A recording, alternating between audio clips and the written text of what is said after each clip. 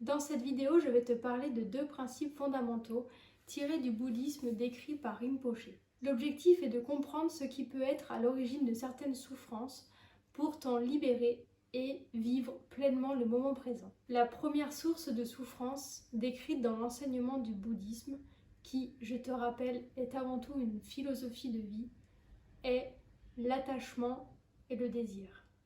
Dès lors que nous commençons à porter un jugement, quand on dit c'est beau, c'est moche, c'est petit, c'est grand, nous jugeons cet objet et nous le mettons dans une des deux cases.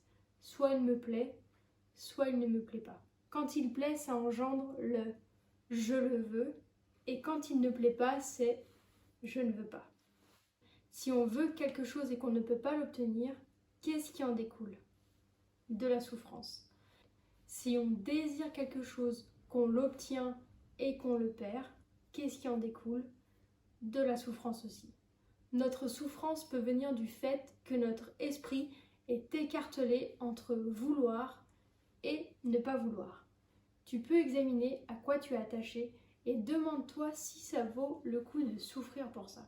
Le deuxième principe, qui a été fondamental dans mon développement personnel pour accepter le moment présent, c'est celui que je vais te partager maintenant, c'est l'impermanence.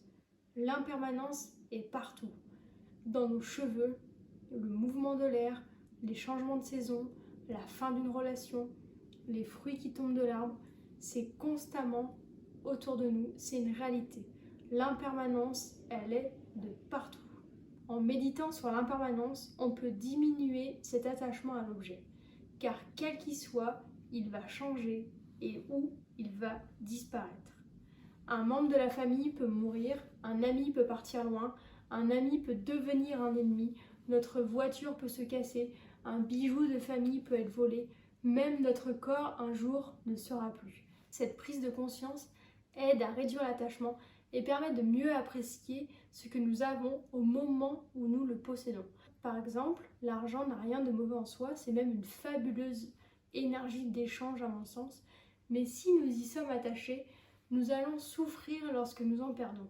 Par contre, quand l'argent est là, tu peux l'apprécier sans oublier le caractère impermanent, car tout est impermanent. Il faut tirer le meilleur parti des opportunités que nous offre l'existence. Réjouissons-nous aussi longtemps que nous sommes vivants. Nous avons tous un point commun, c'est que tout le monde désire le bonheur et personne ne veut souffrir. Il ne s'agit pas d'abandonner les objets ordinaires de désir, tels que nos relations, notre richesse, notre succès, mais plutôt considérer leur impermanence, de leur être moins attaché et de développer des qualités spirituelles. Quand tu ressens de l'attachement et que cet attachement perturbe ton esprit, demande-toi pourquoi est-ce que j'éprouve de l'attachement? Est-il bénéfique pour moi ou pour les autres?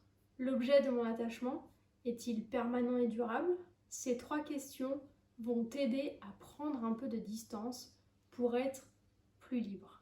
N'oublie pas que toutes les émotions sont aussi impermanentes. La colère, la haine, le bonheur, la joie. Chaque instant, nous changeons d'émotion en balayant une émotion pour laisser la place à une autre. Ça permet de vivre à fond le bonheur quand il est là et de laisser passer la colère quand elle se présente, car à un moment ou à un autre, elle va disparaître. C'est comme une parole qui perturbe. Ne t'y attache pas. Souviens-toi que les mots sont des sons qui ne durent pas. Ça peut être utile aussi dans une soirée où tu t'ennuies. Ne t'y attache pas non plus, car elle est tout aussi impermanente. Par contre, celle où tu te sens très bien entourée, savoure chaque instant, car elle aussi, elle va s'arrêter. Le point essentiel est de libérer l'attachement à vouloir tout maîtriser. Quand on comprend l'impermanence, il n'est pas important que tout se passe comme prévu, car tout est ok. Voilà les deux principes qui, à mes yeux, sont essentiels, l'attachement et l'impermanence. Ces deux principes sont tirés du bouddhisme et ils permettent de vivre beaucoup plus sereinement et plus librement. Je te souhaite de les mettre en application, de vivre dans le bonheur et dans la liberté de penser.